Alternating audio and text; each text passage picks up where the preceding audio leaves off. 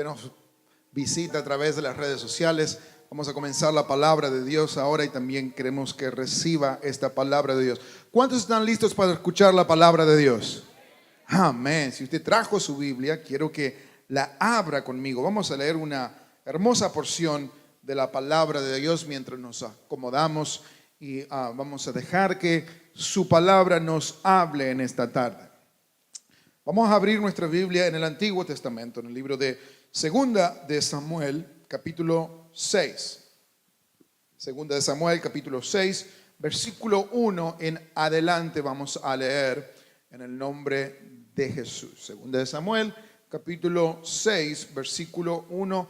Y dice así la palabra de Dios. Si estamos listos, leemos. Dice, presta atención que es una historia muy interesante. Quizás algunos la reconozcan, pero vamos a ir parte por parte. Una vez más, versículo 1. David reunió los 30 batallones de soldados escogidos de Israel. Y con todo su ejército partió hacia Balá de Judá para trasladar de allí el arca de Dios, sobre la que se invoca, ¿qué cosa? Vamos a leer, estoy leyendo la nueva versión internacional. Sobre la que se invoca su nombre, el nombre del Señor Todopoderoso, que reina entre los querubines. Luego versículo 3 dice, colocaron el arca de Dios en una carreta. Diga conmigo, carreta. ¿Cuántos saben lo que es una carreta? Amén, un wagon, ok. ¿Alguna vez se subió a una carreta? En una carreta, pero esta carreta era nueva. Una carreta nueva y se lo llevaron de la casa de Abinadab, que estaba situada en una colina. Usa y Agío, hijos de Abinadab, guiaban la carreta nueva que llevaba el arca de Dios. Agío, uno de los hijos, iba delante del arca, mientras David y todo el pueblo de Israel danzaban ante el Señor con gran entusiasmo y cantaban al son de arpas, liras, panderetas, sistros y címbalos.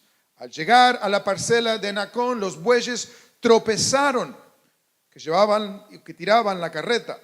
Pero Usa, extendiendo las manos, sostuvo el arca de Dios. Entonces la ira del Señor se encendió contra Usa por su atrevimiento y lo hirió de muerte ahí mismo. De modo que Usa cayó fulminado junto al arca. Versículo 8, David se enojó porque el Señor había matado a Usa, así que llamó a aquel lugar Pérez Usa, nombre que conserva hasta el día de hoy.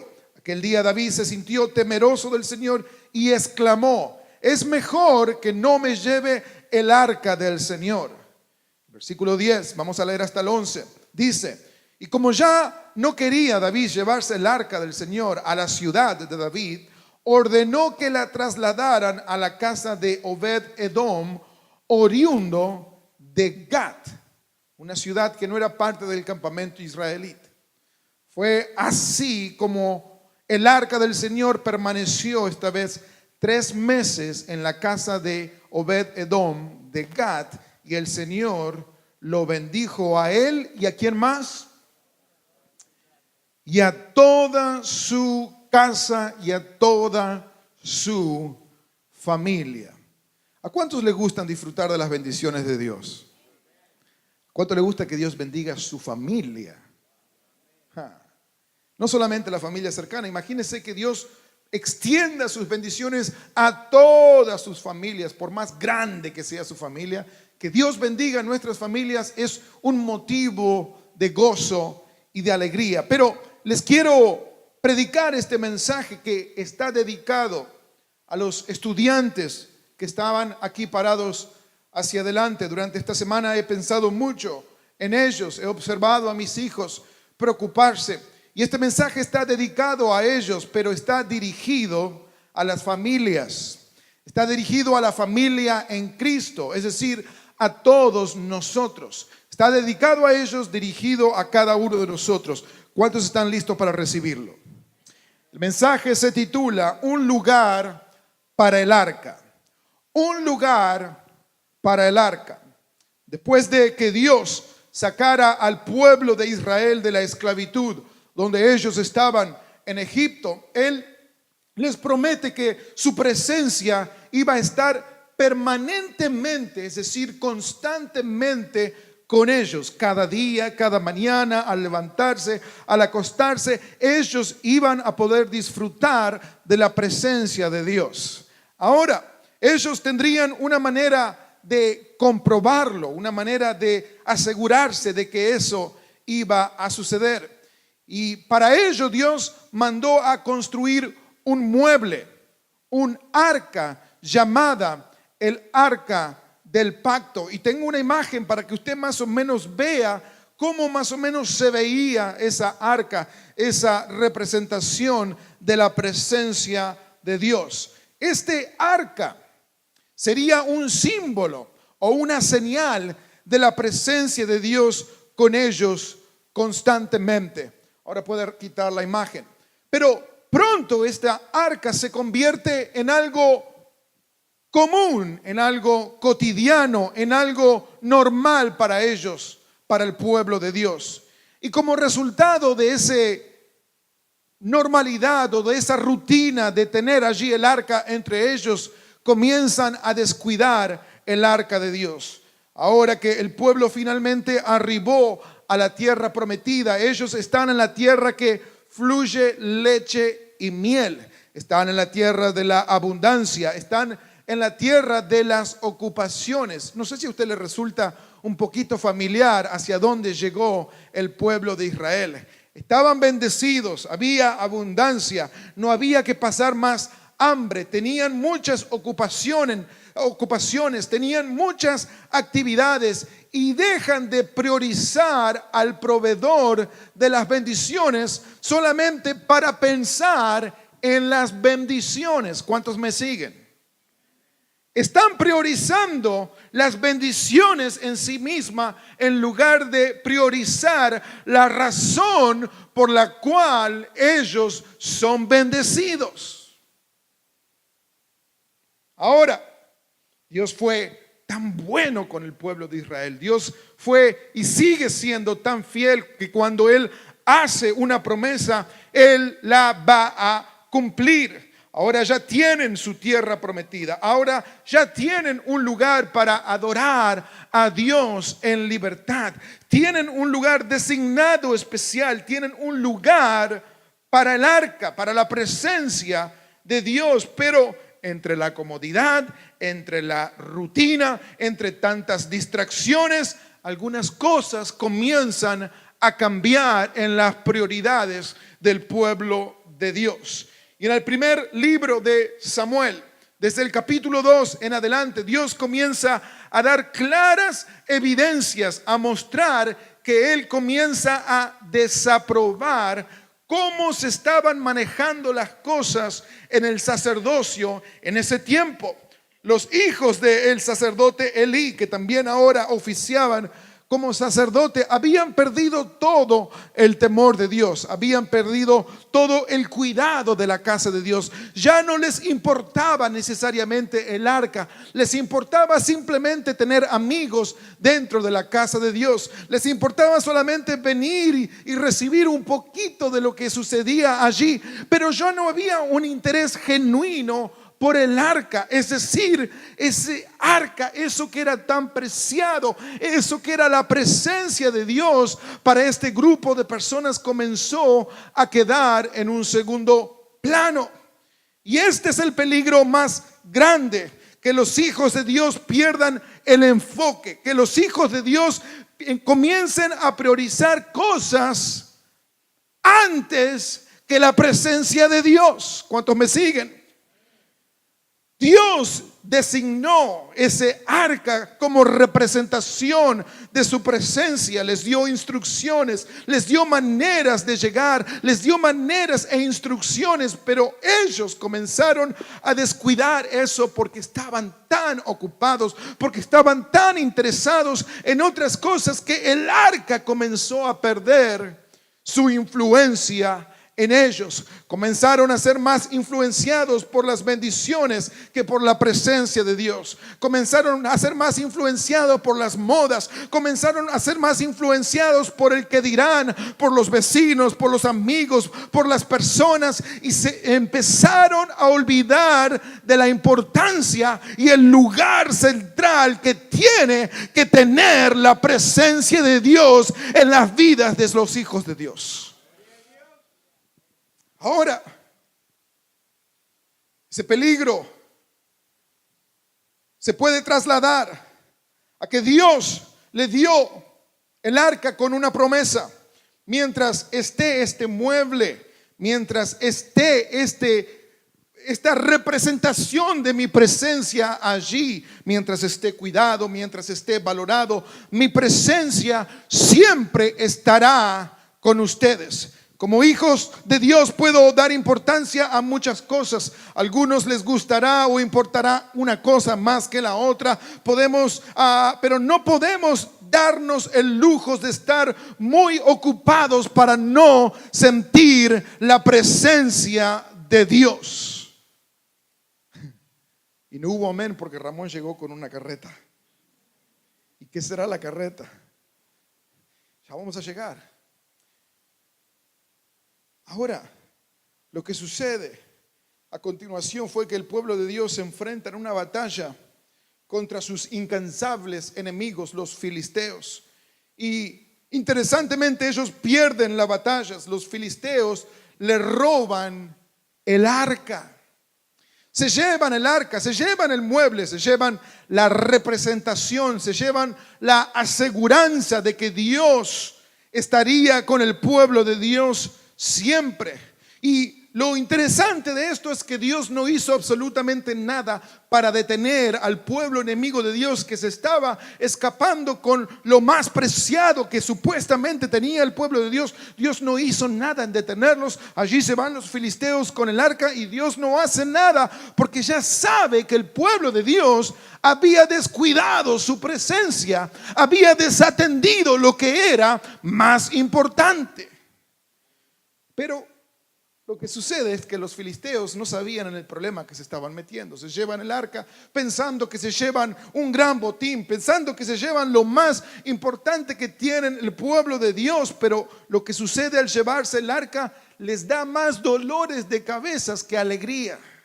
Le causa más problemas que gozo, que alegría. Ellos pensaban que iban a mirar al arca y se iban a sentir orgullosos, pero comienzan a tener problema tras problema, accidente tras accidente. ¿Y sabe lo que deciden hacer ellos con el arca?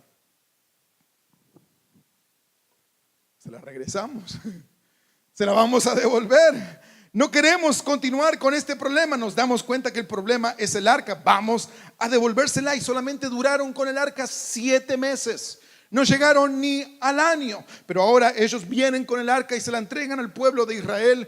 Y curiosamente el pueblo de Dios no encuentra un lugar donde poner el arca. Comenzaron a buscar, a rascarse la cabeza, a decir, ¿dónde vamos a poner el arca esta vez? Y quizás no fue tan fácil nuevamente encontrar un lugar porque seguían ocupados, seguían preocupados por sus cosas, seguían en la rutina, seguían en el trabajo y casi hasta se habían acostumbrado a vivir lejos del arca.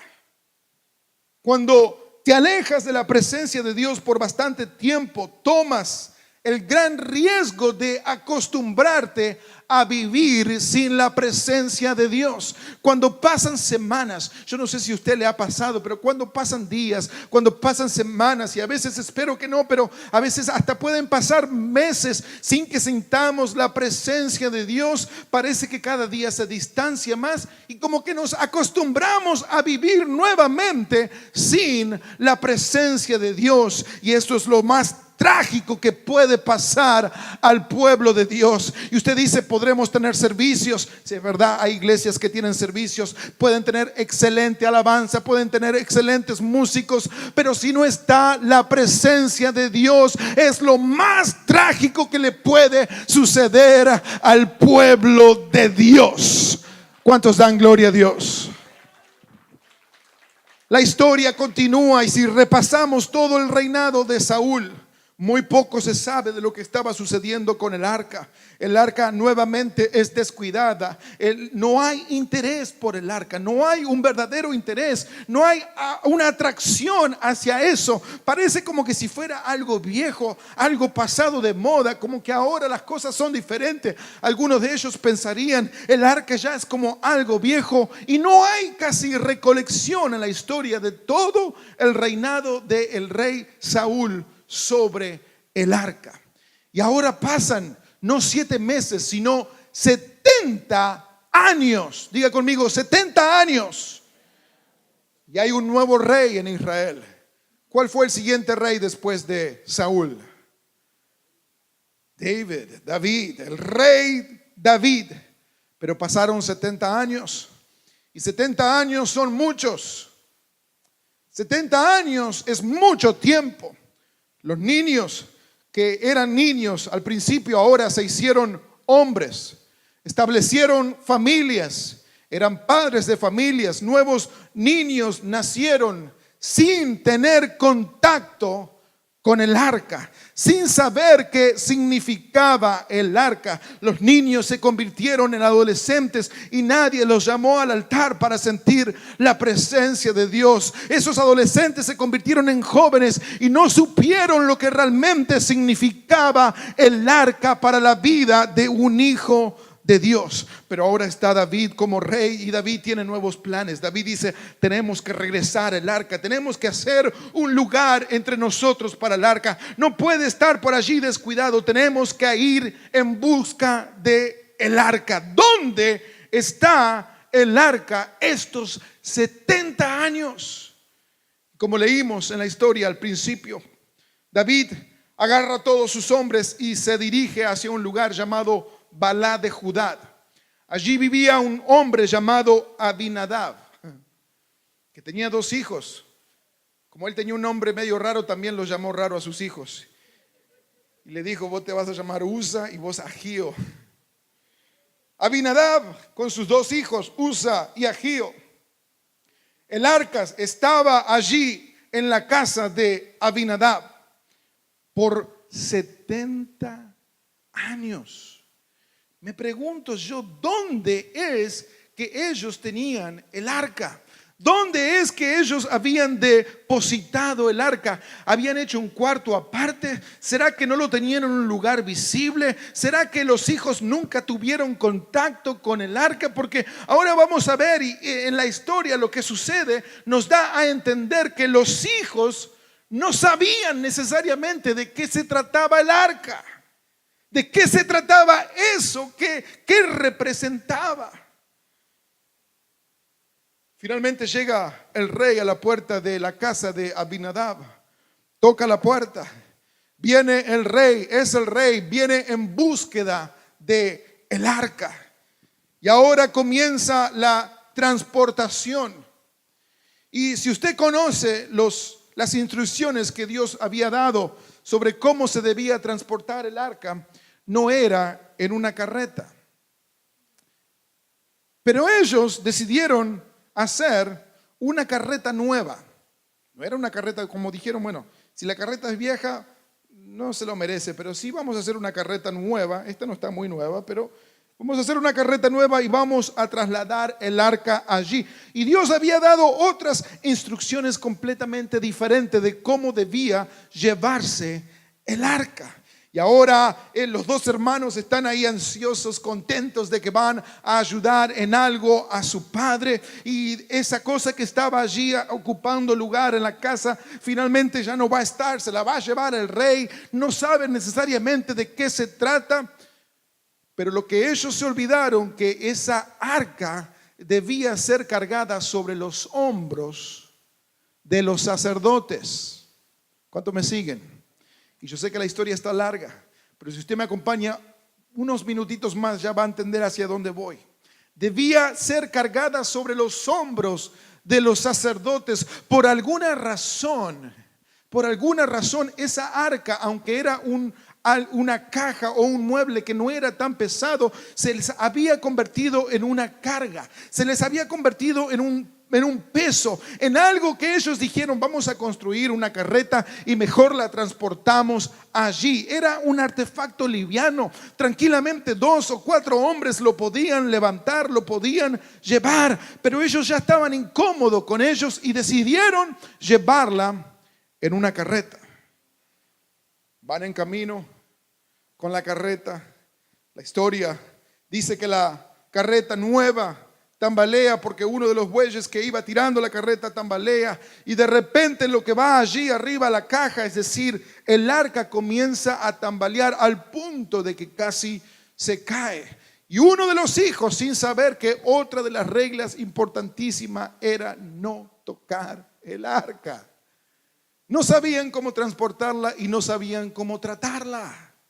70 años en la casa. Y no hubo un padre, no hubo una madre, no hubo un líder, no hubo un sacerdote que le diga: hijo, esta es la forma que nosotros nos manejamos cuando está la presencia de Dios en nuestro hogar. 70 años la presencia de Dios estuvo guardada allí en un rincón, y no hubo un padre, no hubo una madre, no hubo alguien que se levante en ese hogar para decir: el centro de nuestra casa no es la tecnología, no es las cosas que pasan todo el tiempo. El centro de nuestra casa ahora es la presencia de nuestro Dios.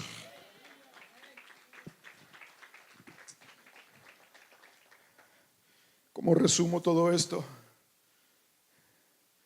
Este joven toca el arca y sucede algo trágico. Automáticamente la ira de Dios se enciende y pasa de lo alegre, de la algarabía, de la música. Allí va David, allí van los músicos, allí estaban todos tocando, aplaudiendo, divirtiéndose. Qué alegría, qué bueno. Vuelve el arca. De repente pasa algo completamente trágico. Los cánticos y alegría se esfuman de esa situación. ¿Cómo resumo todo esto?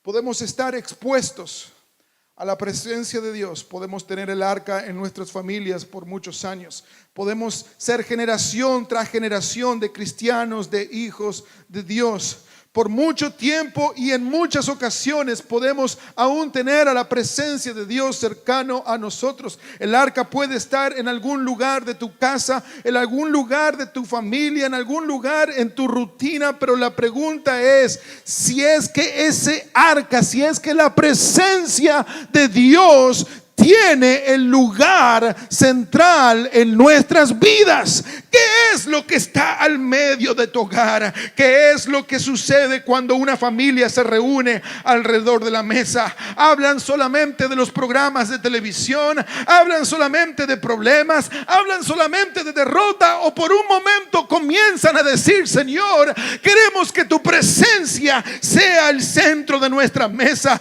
No vamos a discutir mientras comemos, porque tu presencia está en este lugar. El centro de mi hogar quiero que sea la presencia de Dios.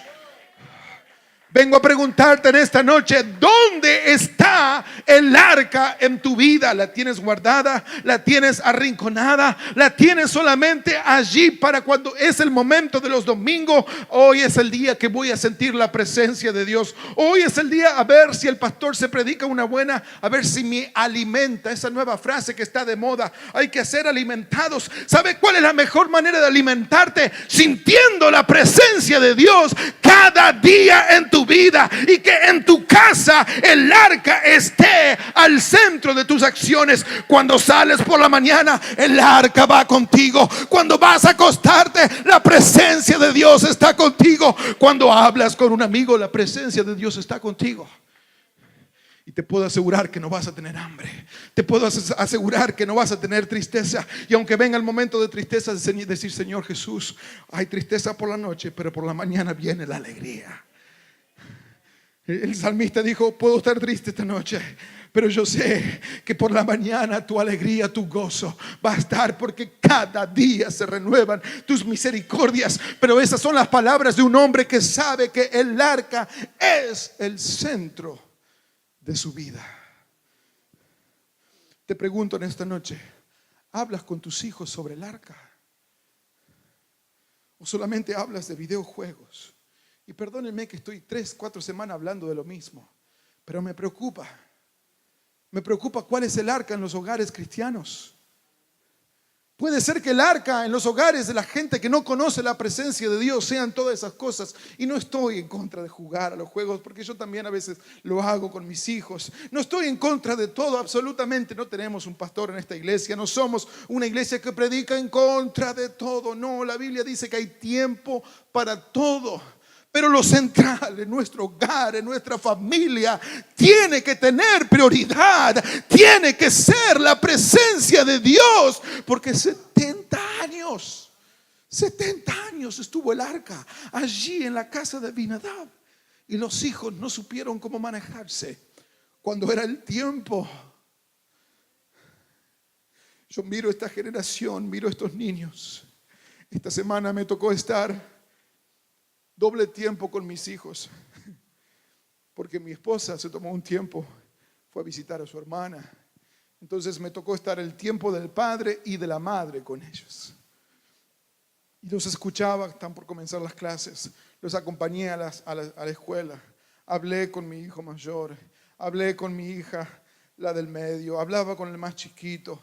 Y digo, Señor, ¿qué es lo que estoy hablando con ellos? ¿Qué es lo que genera? ¿Qué es lo que yo represento cuando hablo con ellos? Les estoy hablando cosas negativas, les estoy hablando cosas positivas, les estoy hablando de Dios o los estoy regañando todo el tiempo. Lo único que yo les estoy diciendo, no hagas eso, sí hagas eso. ¿Qué es lo que ellos están escuchando de mí? ¿Qué es lo que ellos están entendiendo de mí? ¿Será que mis hijos saben que lo más importante en esta casa es la presencia de Dios? ¿Será que mis amigos saben que lo que más me importa es la presencia de Dios? ¿Será que mi jefe en mi trabajo sabe que lo que más me importa es estar conectado con la presencia de Dios? Sabe que no va a importar si tú eres el pueblo elegido. No va a importar si tu familia conoce de Dios. No va a importar si tu padre es un pastor. No va a importar si tu abuelo, tu tatarabuelo y tu recontraabuelo hasta el final todos eran ministros o sacerdotes. Si asiste a la iglesia todo domingo, si vienes constantemente, si te gusta cantar canciones cristianas, si te gusta cómo predica aquel mejor que el otro. Lo que verdaderamente importa es que nosotros conozcamos verdaderamente la presencia de nuestro Dios y que el arca tenga lugar central en nuestras vidas. Ahora, Dios no solamente quiere que tú lo lleves, Dios quiere que tú lo sientas. Porque lo que sucede es que cuando solamente el arca, nos recordamos del arca los domingos, lo ponemos en la carreta, nos ponemos bonito para ir a la casa de Dios, pero a veces hasta cuesta salir con el arca. Lo ponemos en la carreta y ahí vamos y nos cuesta llevar a los hijos. Claro, ¿cómo no te va a costar llevar a los hijos a la casa de Dios si en toda la semana nunca le hablaste del arca? Yo estoy predicando a alguien, no sé a quién, capaz a mí nomás. ¿Cómo no te va a costar salir a la casa de Dios si lo único que han estado haciendo en la casa es lo menos que han estado haciendo es hablar del arca durante la semana? Sentir. ¿Cuándo fue la última vez que una familia se reunió alrededor y comenzaron, ¿sabe qué? Vamos a cantar una canción juntos? Yo veía los talentos, los hermosos talentos que hay allí. Qué lindo será cuando una familia diga, ¿sabe qué? Cuando llego del trabajo en este día, le mando un mensaje al esposo o a la esposa, o le mando un mensaje a los hijos. Esta noche se cancela todas las programaciones que tienen, se termina este juego, se termina el otro. Esta noche nos vamos a reunir alrededor de la mesa, vamos a cantar una canción a Dios, vamos a recordar que lo más importante es nuestro Dios. Voy a abrir la Biblia, que para mi hijo que está aprendiendo a leer, aprenda a leer la Biblia, mi hijo, porque es lo mejor que puedes leer, es lo mejor que puedes entender cuando comienzas a entender que lo que más importa en nuestra casa es la presencia de nuestro Dios. Aleluya. Pero si nunca sucede eso, si la presencia de Dios no es lo más importante, solamente vamos a andar tirando de la carreta. Y en eso de que tiramos la carreta se nos puede caer un hijo. Y le pido a Dios, Señor, que nunca suceda algo así. Yo oro por los padres que tienen los hijos alejados de los caminos de Dios. Uno nunca sabe lo que sucede, las razones, pero yo oro por mis hijos, los abrazo y le digo: hijos míos, no solamente yo los amo, pero Dios los ama. Si yo no estoy un día más con ustedes, recuerdan que tienen un Dios que los ama como yo no puedo amarlo. Si hay un día que yo no los pueda proteger más, hay un Dios que va a protegerte hasta el último día de tu vida. Cuando llevaba a mi hijo a la escuela y lo veía en una escuela grande, lo veía entrando, lo veía tomar su computadora y me sentía tan orgulloso. Me observaba hace años atrás, cuando yo era más joven, cuando comenzaba la escuela, y observaba también sus miedos y decía: Señor, ¿cómo transferir ahora esa confianza de decir: hijo mío, Dios va a estar contigo? Dios no te va a dejar, no tienes nada que temer. Podés estar nervioso, podés estar preocupado, pero Dios está contigo. La presencia de Dios es lo más importante. Si estás en problema por un momento, comienza a respirar y decir: Señor Jesucristo, necesito tu ayuda, y Dios te va a ayudar. Necesitamos infundir palabra de vida a nuestros hijos, a nuestras familias. Aleluya.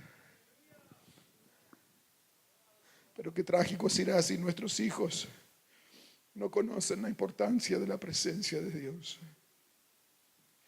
La importancia de cómo la presencia de Dios nos purifica. Porque es lo único que puede purificarnos, es lo único que puede limpiarnos, es lo único que puede recordarnos que somos pecadores y que necesitamos su presencia para restaurarnos. Es lo único que puede ayudarnos a vencer nuestra carne. No podemos nosotros vencerla, necesitas reacomodar algunas cosas en tu casa y traer el arca al centro. Pero si está escondida, si nadie ora, si se sientan a comer y no se da ni siquiera gracias, si se van a dormir, no se lee ni un versículo, se levantan, salen corriendo y el arca sigue ya acumulando polvo en el armario. Pasan los días, pasan la semana y llega el domingo y lo único que nos queda es ir corriendo a buscar la carreta, a sacar la carreta nueva, a sacar apariencias que denoten que sí sentimos la presencia de Dios. En realidad lo único que sentimos es un poco de culpa y por eso vamos a la iglesia. Y nos cuesta ir a la iglesia. Ay, qué pereza. Ay, hoy me duele la espalda. Ay, pero hace un rato andaba saltando y haciendo todo, pero cuando llega la hora de ir a la iglesia te duele todo. Los cantos se ponen pesados. Qué raro que están cantando esa canción, no la cantaron el domingo pasado, cuando en realidad lo principal debería ser la presencia de Dios. Los músicos no tienen la culpa si tú no estás sintiendo la presencia de Dios. El baterista no tiene la culpa si tú no estás sintiendo la presencia. Oh, le está dando muy duro. No importa si le da muy duro, no importa si le da despacito, no importa si está desafinando, si le sale la nota, no le sale la nota, si vino tu amigo, no vino tu amiga. Tú viniste a la casa de Dios a sentirla sobre tus hombros. Debemos reenfocarnos. Si vienes a la casa de Dios, puedes tener la decencia por 1 hora y media de dejar tu teléfono un poquito guardado y decir: yo vine a la presencia de Dios, yo vine a escuchar de Dios, yo vine y no vengo por la carreta, ahora la quiero sentir en mis hombros, ahora quiero sentir el peso de la presencia de Dios. Quiero que Dios venga sobre mí y comience a trabajar.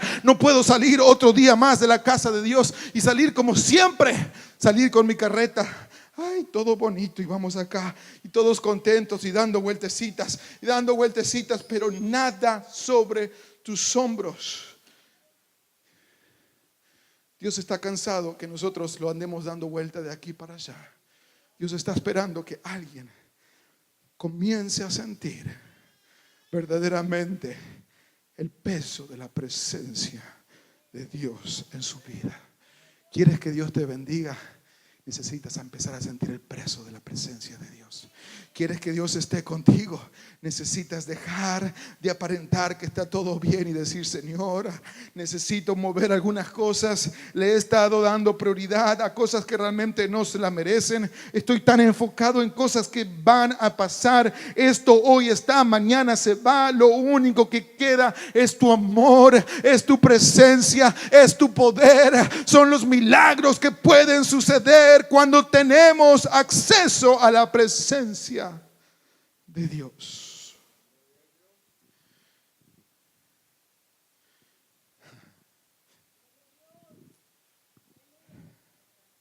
Ahora, algunos dirán: pastor, pero hay pruebas, hay luchas,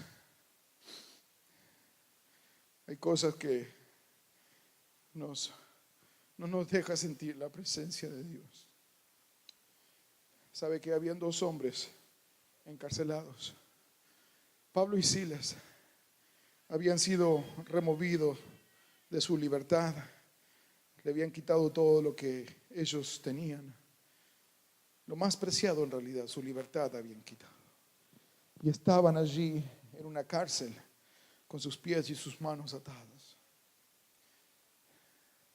Pero ellos, en medio del problema, en medio de la adversidad, en medio del peor día de su vida, el arca estaba con ellos. El arca estaba con ellos. Y en medio de la dificultad no podían mover sus manos, pero podían mover sus manos espirituales.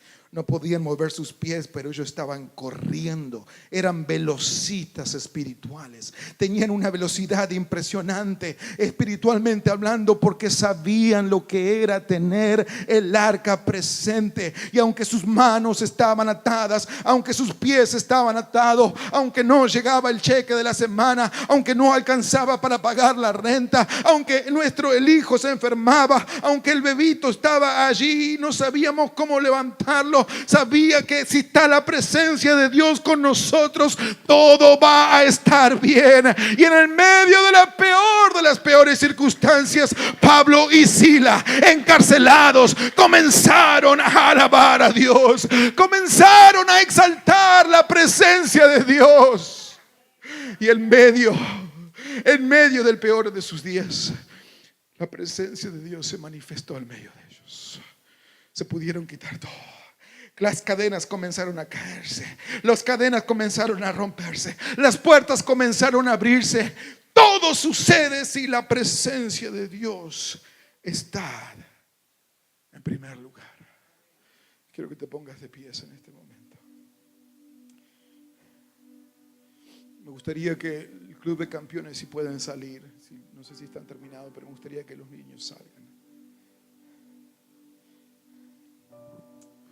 En esta noche quiero que cada padre reciba a su hijo, si su hijo está aquí. Lo que vamos a hacer a continuación es, por un momento, queremos cerrar nuestros ojos. Cierre sus ojos un instante, nada más. Quiero que simplemente te preguntes: ¿dónde está tu arca? ¿Dónde está el arca en tu vida? ¿Dónde está el arca en tu casa? ¿Solamente está en la iglesia o te lo llevaste a tu casa? ¿Dónde lo tienes? ¿Qué importancia tiene el arca en tu vida?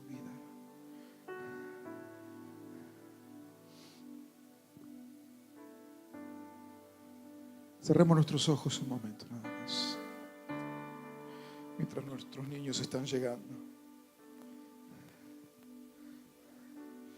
¿Qué es el centro de la presencia de Dios? ¿Qué es el centro de tu casa? ¿Qué es lo más importante en tu hogar? El trabajo, las preocupaciones. ¿Qué es lo que le estás hablando a tus hijos cada día? Hay un padre, una madre en esta noche que se tiene que parar en la brecha y tomar la autoridad, tomar un paso de autoridad y decir: esta generación no va a saber sobre la presencia de Dios solo si sacamos la carreta los domingos. Mis hijos no solamente van a saber de Dios solamente cuando saco la carreta para ir los domingos a la casa de Dios. El arca debe estar presente en mi hogar. ¿Qué es lo más importante en tu vida en este día, en estos tiempos? Queremos que pasemos todas las familias con los hijos. Quiero que usted, cuando pase a este altar, haga un círculo o tome de la mano a sus hijos. Si su familia no está aquí, o sus hijos no están aquí, o si usted no tiene hijo, quiero que busque a alguien, algún hermano, alguien. Vamos a orar porque este mensaje es para el cuerpo de Cristo, para que nosotros hoy decidamos qué es lo más importante en la presencia de Dios. Vamos, familias, vamos a pasar todos juntos. Esta noche este mensaje ha sido dedicado para aquellos que quieran llevarse el arca a su casa.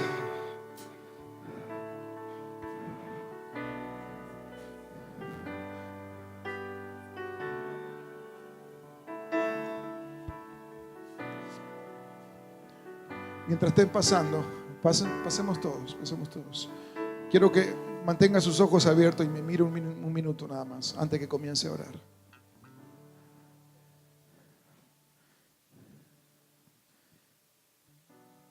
Quiero contarle el final de la historia mientras las familias están pasando. Hagan un poquito más despacio, si pueden. La historia termina que David ya no quería llevarse el arca a su casa, a la ciudad de David, y ordenó que la trasladaran a la casa de Obed-Edom. Obed-Edom no era un judío, no era un hijo de Dios. En realidad era un filisteo que había entendido la importancia del arca. Y el versículo 11, si lo puede poner, versículo 11, se lo puede poner en las pantallas, dice: fue así como el arca del Señor, léalo conmigo, permaneció 3 meses, diga conmigo, 3 meses. ¿Recuerda cuántos años estuvo en la casa de Abinadab? 70 años. 70 años. Ahora dice, permaneció 3 meses en la casa de Obed-Edom, un filisteo. Pero el Señor lo bendijo a él y a toda su familia. Aleluya. Yo quiero que Dios bendiga a mi familia. No importa si no estás hace años en la casa de Dios, no importa si apenas estás entendiendo de qué se trata esto. Este era un filisteo, Obed-Edom, mira el nombre que tenía. Obed-Edom entendió la importancia del arca en su casa y le hizo un lugar central. Quizás le tocó remover, vamos a quitar esta actividad acá del centro. Lo primero que vea la gente cuando entra en nuestra casa no va a ser eso, todo el tiempo la novela encendida, no. Vamos a cambiar esto, dijo Obed-Edom, y vamos a poner un poquito de música cristiana ahora. Vamos a escuchar música que alabe a Dios. A ver, hijo, ¿qué estás escuchando? Vamos a sacarte esto. 70 años los hijos estuvieron escuchando cosas sin darle importancia a la presencia de Dios. Lo que Dios no hizo en 70 años en la casa de Abinadab, lo hizo solamente en 3 meses en la casa de un filisteo. Si tú crees que Dios puede bendecir y bendecir tu familia, quiero que cierres tus ojos, tome la mano a tu familia en esta noche. Porque en esta noche, si estás decidido, quiero que haya un padre, una madre de familia que tome las manos, que tome o abrace a sus hijos por un instante, pero declare en voz alta, diga: Señor Jesucristo, tu presencia es lo que más importa en nuestro hogar. Asegúrate, padre, asegúrate, madre, que tus hijos lo escuchen. Díselo. Si necesitas mirarlo por un momento, dile: en nuestra casa lo más importante es la presencia de Dios. En nuestra casa amamos a Dios. Que tus hijos escuchen lo que no escucharon los hijos de Abinadab. Que tus hijos escuchen en esta noche que a ti tú eres un padre y una madre decidida. Que tú eres un padre que le importa la presencia de Dios. Comienza ahora a declarar bendiciones sobre tu vida. Cuando la presencia de Dios descienda sobre tu hijo, sobre tu hija, sobre esta generación, en este momento vamos a levantar